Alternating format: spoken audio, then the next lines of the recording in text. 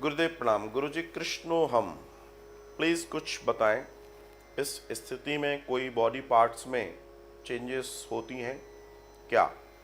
क्या गोपी ही सही शब्दों में सती होती हैं? रेणु पूछ रही है। कृष्णो हम, शिवो हम, ब्रह्मास्मि। जब भी आप इस तरह के शब्दों का उपयोग करते हैं तो ये शब्द बहुत बड़े हो जाते हैं और इसका सीधा जो दर्शन है वो दर्शन होता है कि मैं ब्रह्म हूं, लेकिन शरीर ब्रह्म नहीं है, शरीर शिव नहीं है, शरीर कृष्ण नहीं है। इस बात को बहुत अच्छे से समझिएगा।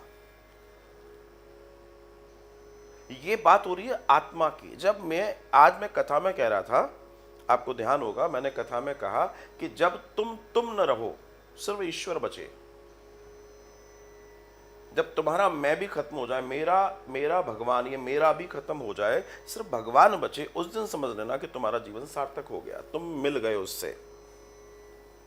क्योंकि वेदों की वाणी है कि ब्रह्म को जानने वाला भी ब्रह्म हो जाता है। तो जब आप उसे जान लेंगे तो आप वह हो जाएंगे, इसमें कोई दो राय नहीं है। तो अगर आप गोपी की बात कर रहे हैं कि गोपी, एज यू टोल्ड, गोपी ही सही शब्दों में सती होती हैं, तो एक बात समझ लीजिए कि सती शब्द का उपयोग कई जगह हो सकता है। सती का मतलब सिर्फ जल जाना नहीं है, सती का मतलब अपने आप को मिटा देना है। अब मिटा किसके लिए रहे हो, मामला यह है। तो सर्वश्रेष्ठ दर्शन है कि ईश्वरीय दर्शन में, ईश्वर के लिए, उसकी प्राप्ति के लिए। और जब तुम ऐसा करोगे तो निश्चित तुम्हें शरीर तो मिला ही है। अगर तुम शरीर से हो तो निश्चित मान के चलना कि शरीर में कहीं ना कहीं कुछ चेंजेस आएंगे ही आएंगे। समवेयर कुछ चेंजेस आ सकते हैं, आपकी आंखों में, आपके हृदय में, आपके चेहरे पर, आपके बालों में, बहुत सारी चीजों पे।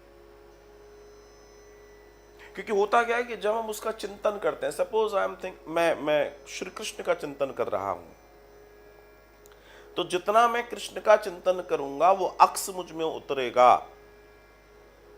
वो अक्स उतरेगा और वो छवि मिलेगी, वो एक अंश, वो एक किरण सी तुम पे जरूर पड़ेगी जब तुम में वो दिखने लगेगा।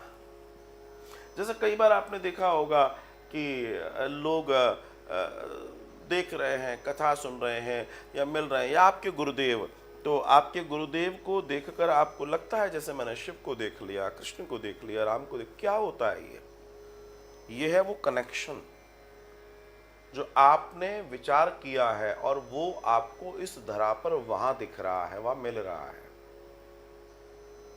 इस बात को समझना भी बहुत जरूरी है। जैसे व्यासस्य विष्णु रूपाय, व्यास पीठ पर बैठने वाले विष्णु स्वरूप हैं, ये कथा, ये धर्म कहता है। बिल्कुल सही बात है। तो ये किसके लिए कहा गया? वो जो सामने बैठे उनके लिए कहा गया, लेकिन ये सिर्फ उनके लिए नहीं कहा गया, ये उनके लिए भी कहा गया है जो उस पर विराजमान है, कि वे उस दर्शन, उस मर्यादा का पालन करें। इसे समझना बहुत जरूरी है साहब। अब आजकल तो जमाना बहुत अलग आ गया।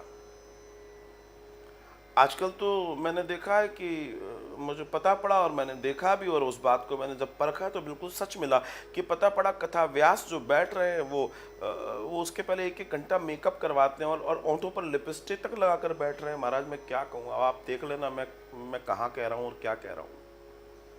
I am very much surprise कि इस चेहरे को, मतलब ठीक है वस्त्र पहनना, सारी चीजें अपनी ठीक है, भगवान की कथा है, भगवान के सौंदर्य है, आप भी सुंदर बन के रहिए, लेकिन ये लाली लिपस्टिक लगाने के लिए और इतना मोटा मोटा मेकअप करने के लिए आपको किसने बोला? इससे हो क्या जाएगा? इससे क्या हो जाएगा? हाँ, लेकिन यहां मैं एक बात कहता हूं, हो रहा है। मैं ये सोचता था और सोचता हूं कि ज्ञान, लोगों को ज्ञान चाहिए, लेकिन आजकल लोगों को सिर्फ ज्ञान नहीं चाहिए, आजकल लोगों को बहुत कुछ चाहिए। वो चाहते हैं व्यासपीठ से पूरी पिक्चर की स्टोरी सुना दी जाए, घर गृहस्थी की पूरी चर्चा होती रहे, राम का नाम तो घर भी जाके ले लेंगे, व्यासपीठ ये करवा दे। वो व्यासपीठ से ये आकांक्षा अभिलाषा कर रहे हैं कि यहाँ से खूब खूब खूब चुटकुले सुनाए जाए, कपिल शर्मा का शो यही हो जाए। और कुछ लोगों को ये समझ में आ गया, दे आर डूइंग दिस। ये बहुत दुख की बात है।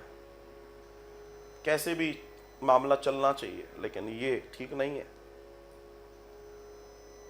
तो कृष्णो हम की बात अगर आप कर रहे हैं, तो जब आप स्वयं को भूल जाओगे, तुम्हारा बोध तुम समाप्त हो जाएगा तुमसे, तो तुम कृष्ण हो जाओगे। लेकिन जब तुम कृष्ण हो, जैसे गोपियां कृष्ण हो गई थी। अब आप देखिए, यहां मैं थोड़ा सा एक और कटाक्ष करता हूं। आप में से बहुत सारे लोग वृंदावन आए होंगे, और वृंदावन आकर आप में से बहुत सारे लोगों ने गोपी ड्रेस खरीदा होगा। गोपी ड्रेस समझते हैं ना, गोपी ड्रेस यहाँ पहन के बहुत सारे लोग घूमते हैं तथाकथित। तो वो अपने आप को गोपी मान लेते हैं। कोई राधा मान रहा है, कोई गोपी मान रहा है, कोई कछु मान रहा है। मान लो भैया, मानने में क्या जाता है, मानने में तो किसी का कुछ नहीं जाता।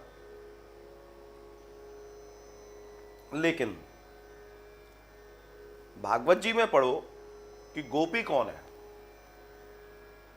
तो गोपी वो है जिसको देखकर कृष्ण दिखता है, जिनमें वो गोपी है।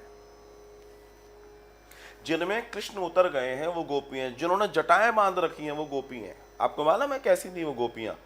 जटाधारी थी वो। जिन्होंने अपनी इंद्रियों का दमन कर दिया है वो गोपी हैं।